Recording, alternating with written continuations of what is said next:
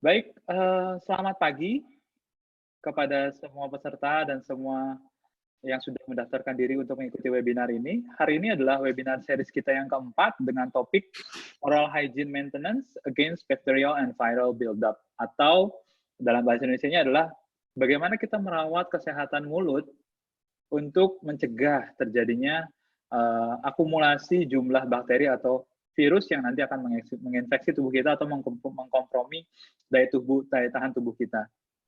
Nah, hari ini dibawakan oleh dokter spesialis konservasi gigi kami di Rejuva, yaitu Dr. Tevi. Halo dok. Selamat pagi, Mansen. Ya, Ya, jadi tanpa panjang waktu lagi, kami persilakan kepada Dr. Tevi untuk memulai presentasinya. Dan nanti di akhir webinar ini, jika ada yang memiliki pertanyaan, dapat langsung memasukkan pertanyaannya di kolom pertanyaan yang ada di Zoom ini. Silakan dok. oke. Selamat pagi para hadirin atau peserta yang menonton presentasi saya hari ini. Topik saya pada hari ini adalah tentang bagaimana kita menjaga tentang oral hygiene kita supaya untuk menjaga supaya tidak terjadi akumulasi bakteri maupun virus di rongga mulut, supaya kita terhindar dari berbagai macam penyakit. Oke, why you should do it? Basically, adalah oral hygiene bertujuan untuk mencegah atau mengkontrol suatu oral disease atau menghentikan berbagai macam infeksi yang mungkin terjadi melalui rongga mulut. Oke. Yang paling basic adalah kita harus mengontrol jumlah kalkulus dan debris yang kita ada. Saya sebenarnya akan menjelaskan bedanya apa sih kalkulus atau debris itu. Mungkin banyak peserta atau masyarakat awam masih tidak mengerti bedanya debris maupun kalkulus itu apa. Dan sebenarnya di indeks oral hygiene index, kalkulus dan debris itu adalah salah satu kontributor di indeks ini untuk menilai bahwa apakah rongga mulut ini hygiene atau tidak hygiene, seperti itu. Oke. Basically bedanya debris dan kalkulus adalah sisa makanan yang halus, partikel sisa makanan yang halus yang masih dapat dibersihkan dengan floss ataupun dengan sikat gigi, itu akan sangat bisa menghilangkan debris tersebut. Tetapi kalkulus adalah beda. Kalkulus adalah semacam deposit mineral yang disebabkan oleh produksi dari kelenjar air liur kita sendiri. Seperti kita tahu, air liur kan memiliki banyak mineral yang dibutuhkan oleh rongga mulut untuk proses remineralisasi, dan jika mereka build up terlalu lama akan membentuk suatu kalkulus seperti yang di kanan. Oke, kalkulus ini adalah sangat keras dan tidak mungkin bisa dibersihkan oleh pasien sendiri, dan kalkulus biasanya harus dibersihkan ke dokter gigi sih, karena akan sangat sulit untuk pasien untuk membersihkan kalkulus. Tetapi dengan melakukan regimen oral hygiene yang sangat patuh dan tepat, kita akan dapat memperlambat build up dari debris dan kalkulus tersebut. Oke?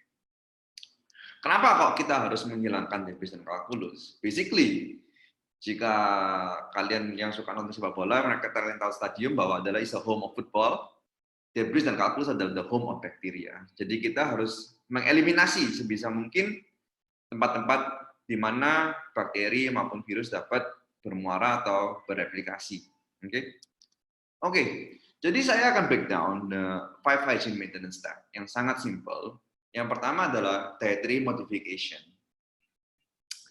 Apa perlunya dietary modification? Itu perlunya adalah untuk bagaimana cara kita memodifikasi diet kita, hal-hal yang kita konsumsi, supaya makanan tersebut merupakan makanan yang boleh dibilang kurang disukai oleh bakteri lah.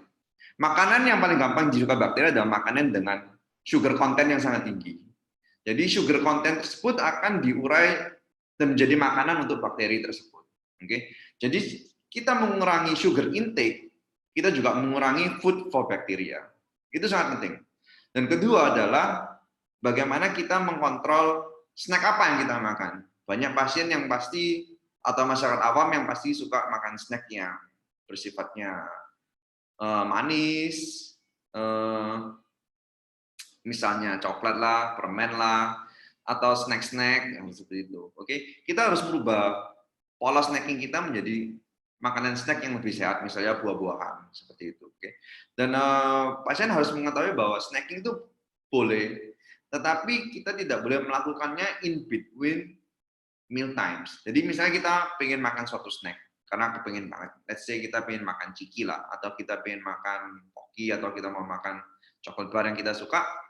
Kita boleh melakukannya setelah kita makan makanan besar. Misalnya kita ada makanan besar jam 7, makan pagi, jam 12 makan siang, jam 6 makan malam.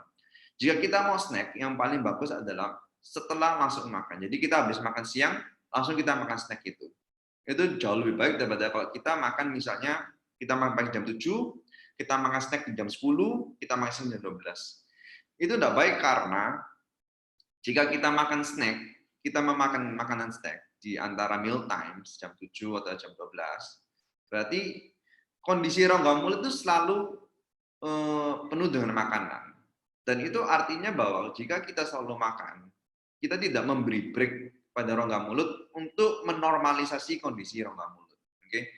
Karena kalau tiap kali kita mengkonsumsi makanan, rongga mulut akan menjadi asam. Dan jika kita mengkonsumsi makanan di tiap jam, maka kita tidak memberi break untuk rongga mulut untuk mengembalikan kondisi rongga mulut yang mestinya kondisi basah. Oke, jadi kalau kita makan terus akan menjadi kondisi asam terus. Kita tidak bisa memberikan waktu untuk rongga mulut menormalisasi menjadi kembali ke kondisi yang basah. Oke. Nomor 2, toothbrushing dan flossing itu sebenarnya untuk meremove sumber dari bakteri build up. Yang seperti saya jelaskan sebelumnya, untuk mereduce jumlah dari plaque atau debris dan kalkulus. Oke. Sebenarnya sangat simple. Oke. Toothbrushing ya pasti orang semua sudah tahu bagaimana melakukan toothbrushing. Oke, tapi mungkin flossing yang mungkin lebih susah. Oke. Makanya tahap flossing dan tahap interdental brush itu adalah diperlukan untuk memaintain hygiene. Jika nomor 2 untuk menghilangkan debris, oke. Nomor 3 dan 4 itu untuk memaintain bagaimana debris-debris tersebut tidak gampang untuk kembali lagi di daerah-daerah yang rawan. Oke. Yang paling rawan sebenarnya adalah di sela-sela gigi. Misalnya ini, ya di selanya seperti ini, seperti ini, seperti ini. Ini makanya kita perlu floss untuk masuk di celah-celahnya, oke, supaya ini kita dapat bersihin di sela-selanya seperti ini, supaya dia bisa harus masuk di sela-selanya seperti ini, jadi supaya sisa makanan yang di sela-selanya dapat kita hilangkan, oke, supaya tidak ada debris ataupun maupun kalkulus build up yang di sini, yang akhirnya dapat menimbulkan suatu lubang. Dan parahnya kalau di celah seperti ini pasti akan sangat susah untuk pasien melihat, atau sebagai dokter pun ya kita juga harus lebih teliti untuk mengetahui jika ada kerusakan di pinggir seperti ini. Oke, bagi yang tidak tahu interdental brush itu bentuknya seperti ini. Oke, kita bisa lepas atasnya. Jika kita pakai lurus aja, ini akan seperti kita pakai tusuk gigi. Ini akan bisa masuk ke sela-selanya. Oke, sela-sela semacam ini. Bisa kalian jelas. Oke, dia akan bisa masuk ke sela-sela seperti ini. Ini untuk membersihkan daerah-daerah yang akan sulit sekali untuk sikat gigi biasa dapat menjangkau. Dan jika kita kesulitan untuk yang belakang, maka ini bisa dibengkokkan seperti ini. Kita bengkokkan seperti ini. Ini akan gampang sekali untuk masuk ke bagian belakang seperti ini dengan sangat simpel. Oke. Ini bagi yang mereka yang kesulitan untuk menggunakan dental floss, interdental brush dapat menjadi alternatif yang sangat baik untuk menghilangkan debris dan plaque yang di daerah sekitar yang sangat sulit untuk dijangkau oleh sikat gigi biasa. Yang kelima adalah mouth rinse, oke? Mouth rinse yang seperti yang biasa digunakan misalnya Listerine atau Aminosep, atau jika kalian punya yang Oral-B punya, atau mouth rinse apapun yang di luar sana, kita juga perlu tahu bahwa kandungan aktifnya sebenarnya itu apa yang dapat menyebabkan mereka untuk mengeliminasi bakteri maupun virus yang ada di rongga mulut, oke?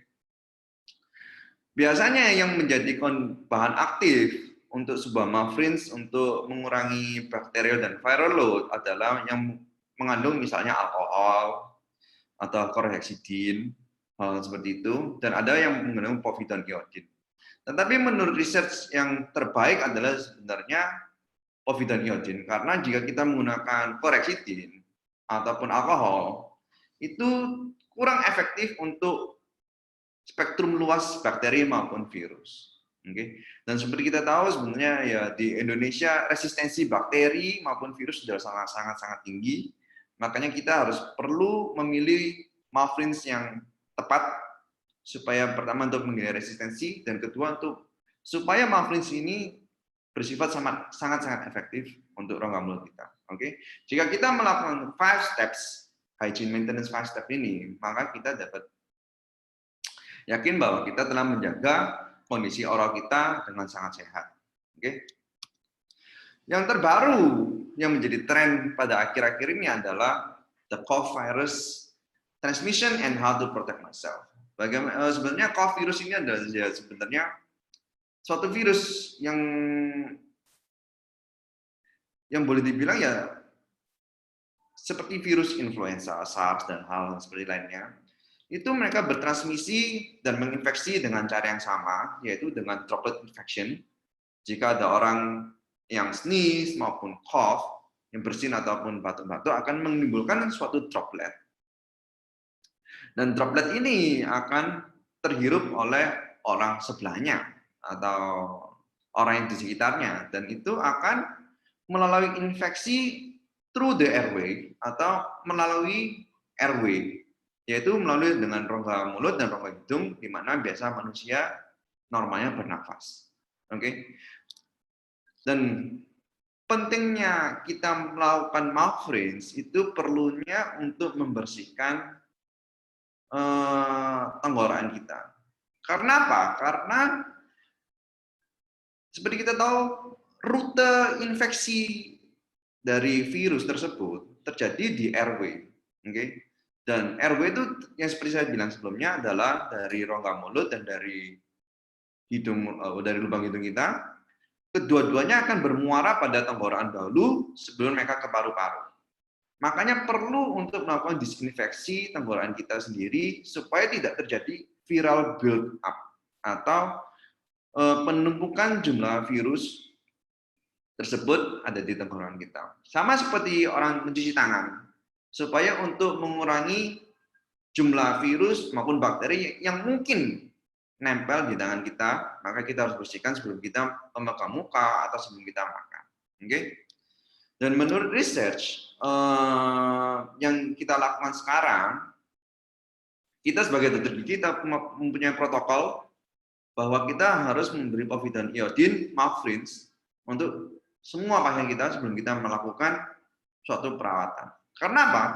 Karena dapat dilihat di slide ini bahwa povidone iodine bisa mengurangi jumlah coronavirus yang ada di saliva. Dan kita sebagai dokter gigi kita mempunyai risiko terinfeksi oleh virus tersebut paling tinggi karena kita kerja dengan rongga mulut. Dan hal-hal yang kita lakukan di rongga mulut akan menyebabkan saliva dari pasien ini bertebaran di mana-mana. Makanya kita harus berusaha bagaimana untuk mengurangi jumlah virus yang ada di saliva pasien tersebut dengan menggunakan povidone iodine sebelum kita melakukan suatu tindakan. Dan ada banyak research yang dilakukan sebelumnya bahwa menunjukkan bahwa povidone iodine gargle itu sangat signifikan untuk mengurangi ataupun membantu pasien yang sudah mempunyai respiratory disease atau yang sedang mengalami gejala akut. Oke. Dan ini sebenarnya research-nya banyak dilakukan pada waktu SARS tahun 2002. Makanya mereka dapat bisa mengeluarkan jurnal-jurnal seperti ini, dan seperti kita tahu sebenarnya yang COVID-19 ini sebenarnya adalah mirip dengan SARS. Oke. Jadi protokolnya boleh bilang bisa menggunakan protokol yang sama. Oke.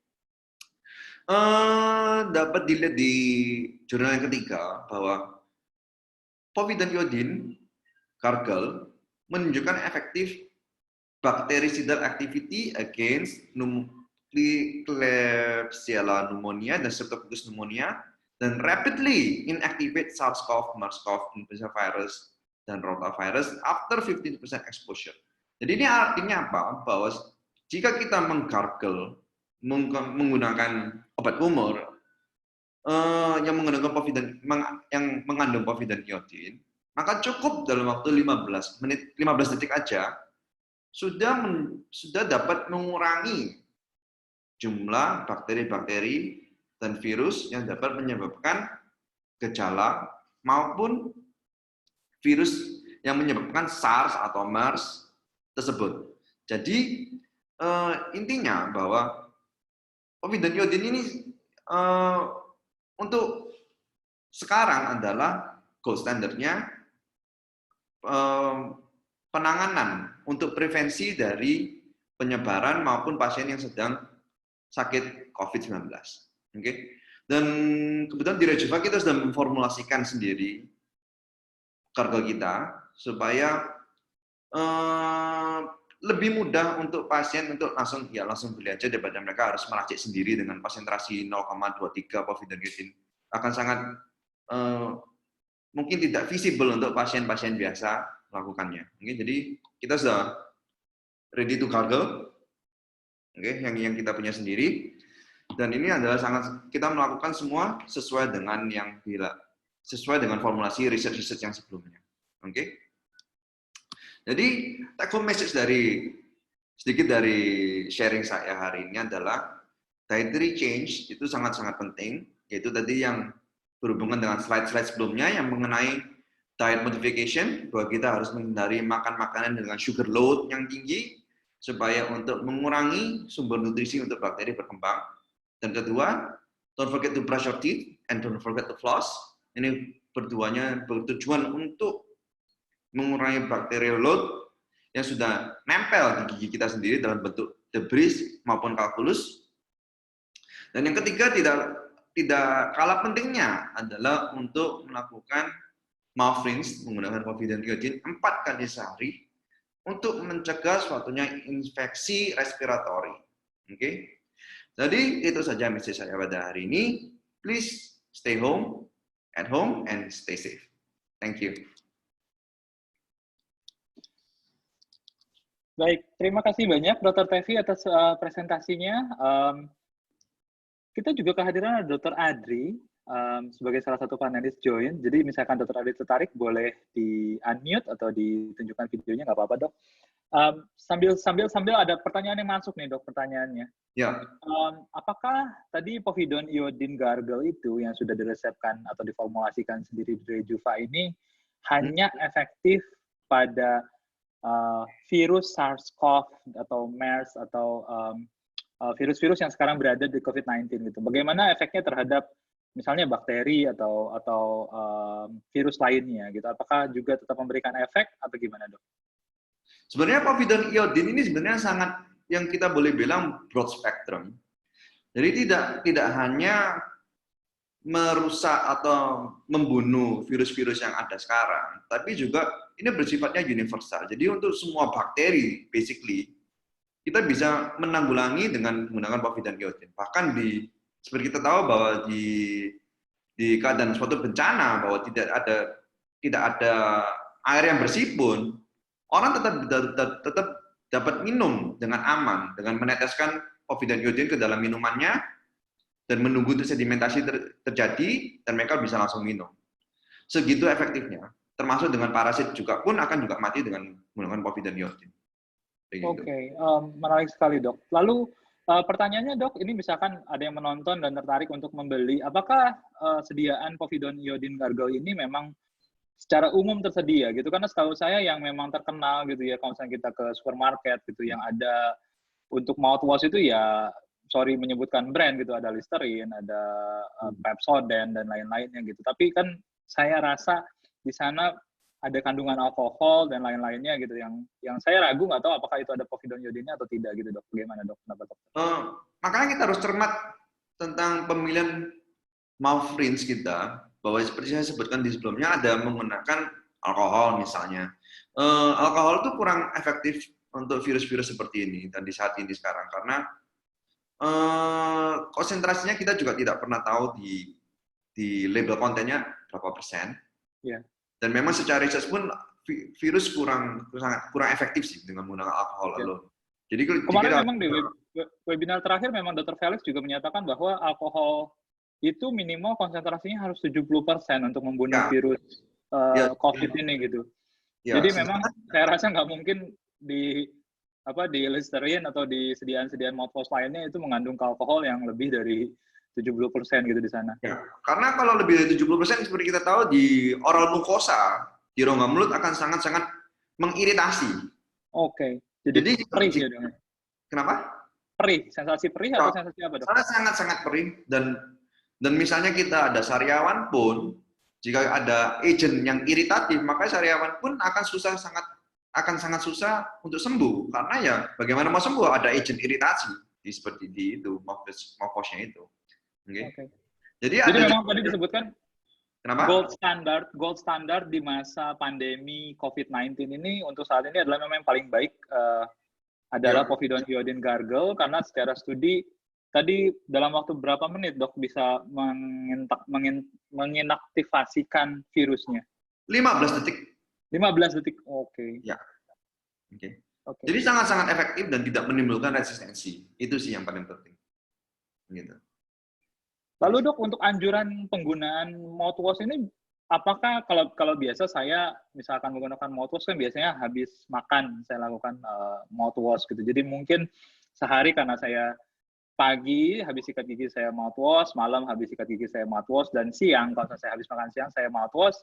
Apakah itu frekuensi yang cukup dok untuk mencegah terjadinya akumulasi bakteri atau virus yang nanti memberikan resiko terhadap penyebaran COVID-19 ini, dok? Sebenarnya boleh dilakukan juga seperti itu, tapi rekomendasinya adalah 4 kali sehari. Karena apa? Karena bakteri dan virus ini pun masuk pada saat kita sedang bernafas normal seperti ini. Tidak hanya pas waktu kita makan aja, gitu loh. Jadi jika pasien merasakan lebih nyaman karena habis makan, memang sekalian untuk mau bersihin mulut, ya it's okay juga. Gitu. Cuma perlu kita tahu bahwa yang direkomendasikan 4 kali sehari, karena ya kita tidak makan pun kita tetap bernafas dan bakteri dan virus ini tetap melalui RW dari rongga mulut dan rongga hidung tersebut. Jadi makanya sebelum terjadi akumulasi terlalu banyak, kita sudah membilas tenggorokan kita dengan antiviral dan antibakterial tersebut untuk mengurangi load. Jadi dok, kalau boleh tahu, apakah sekarang sudah tersedia mouthwash-nya di Rejuva? Sudah tersedia. Sudah tersedia, dok? Ya. Oke, baik. Untuk saat ini sepertinya pertanyaan sudah tidak ada yang masuk lagi, dok. Jadi mungkin nanti misalkan ada yang menonton recording session webinar ini masih ada pertanyaan, bisa langsung menanyakan di Instagram kita, di kolom komentarnya. Tapi untuk sementara ini, kami akan akhiri webinar series yang keempat kali ini. Terima kasih telah mendaftar dan mengikuti webinar ini. Minggu depan akan ada webinar series berikutnya. Salah satu topik yang menarik adalah memang gejala dari penyakit COVID-19 ini terus bertambah, terus berubah gitu. Jadi gejalanya tidak hanya seperti kemarin yang kita tahu adalah batuk pilek, demam, sakit tenggorokan, sesak napas. Itu tetapi ternyata ada manifestasinya terhadap kulit kita juga dan juga terhadap gejala-gejala lainnya. Minggu depan Dr. Adri akan berbicara lebih banyak lagi tentang ini, jadi stay tune. Lalu juga ada Dr. Ardiah Iswanda Putri yang akan membawakan tentang pemilihan multivitamin yang tepat kandungannya untuk menjaga imunitas kita selama masa sulit ini. Karena sepertinya berdasarkan prediksi dari BNPB dan juga dari pemerintah lainnya, kondisi ini akan lumayan panjang berlangsung di Indonesia, bahkan bisa sampai bulan Juni atau Juli. Jadi pesan terakhir adalah terima kasih kepada Dr. Tevi atas sharing informasinya yang sangat bermanfaat. Jujur saya juga baru tahu ternyata di kala ini kita butuh mouthwash yang berbeda kandungannya dibandingkan yang biasa kita gunakan sehari-hari. Terima kasih Dr. Tevi. Thank you. Ya, sampai jumpa semuanya di seri webinar berikutnya. Bye-bye.